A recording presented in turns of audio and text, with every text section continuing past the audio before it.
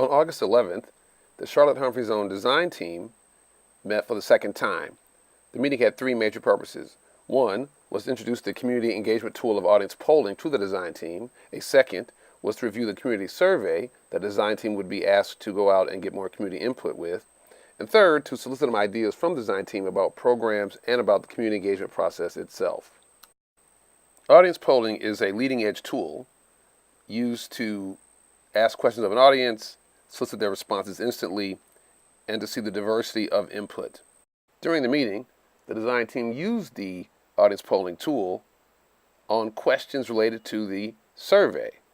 This allowed them to see their own answers to the questions on the survey and compare them to a sample of community surveys that had already been collected.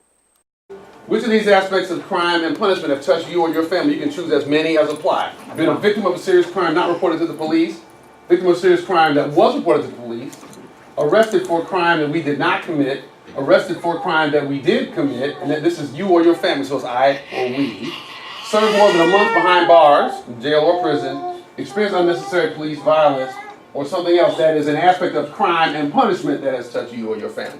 Choose as many as are appropriate. Oh, wow. Okay, so a whole bunch of tie between victim of serious crime not reported to the police and victim of serious crime reported to the police. By using the tool of audience polling, each individual can see how their answers compare to the group in the room, and the group can see how their answers collectively varied between each other and how they might vary to a sample from the community. Those both had 10 out of 25, and then the third was please interact with us in ways that make us distrust them.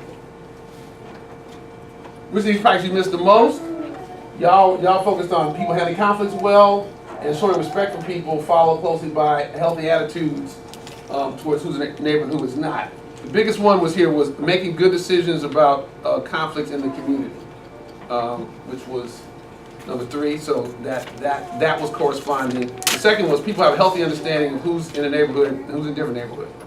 So there's some kind of correspondence. So part of what we can continue to interrogate over time is there a gap between what we think and what the community thinks, right? We can continue to interrogate that. You don't know what the community wants until you ask the community what they want. Not only that, the important thing is that the community has to have ownership for this to be sustainable. We as organizers, and there's a few of us in this room that have made this our life, this is our calling. We understand that we can't go in any community and tell somebody this is what you need. That's disrespectful. They have to decide themselves, this is what we need, and I'm willing to commit to a sustainable interaction with community and individuals, and we have the responsibility to make a safe community. I can't go in your community and make your community safe. You have to say, I am going to commit to do A, B, C, and D, and this will go on and on and on to ensure that not only am I doing it, but my kids are doing it and my grandchildren are doing it. It's generational now, that we interact differently. Another purpose of that meeting was to solicit ideas for potential programs that it might want to put in front of the community so that once it chose its prioritized harms, we might have some programs already thought about to address those harms. It could be whatever is something that you think is related to this, that if you were the core water carrier on it, you'd be happy with that because it speaks to something that you want to do.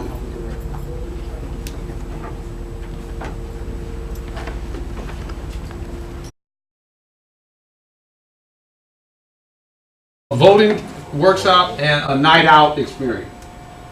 Yes, what was your Black professionals becoming role models for adults as well as for children voluntarily.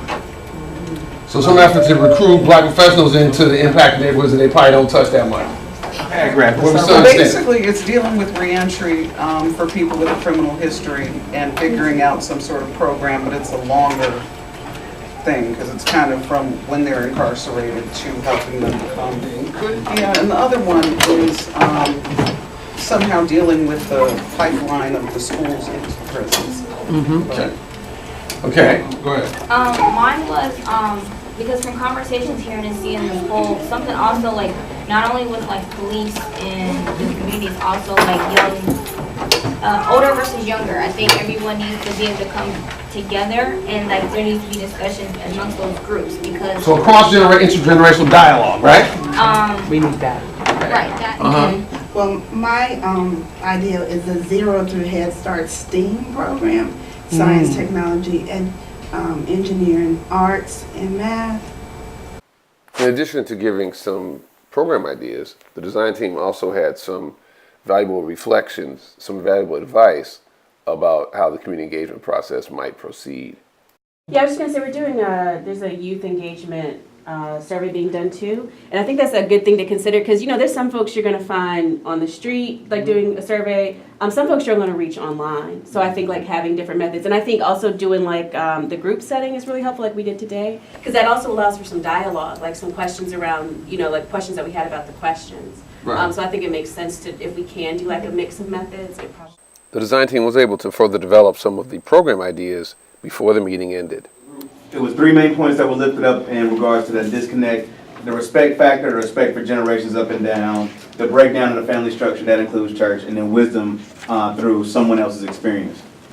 We tried to figure out where the disconnect was, and a lot of it is just on views, different generational views that need to be broken down to figure out where that middle ground is at, because there's so much disconnect between the different generations, because this type alone, there's several generations, and we just saw the disconnect there. So we need to find that middle ground first to connect it all together, to move forward, to bring it.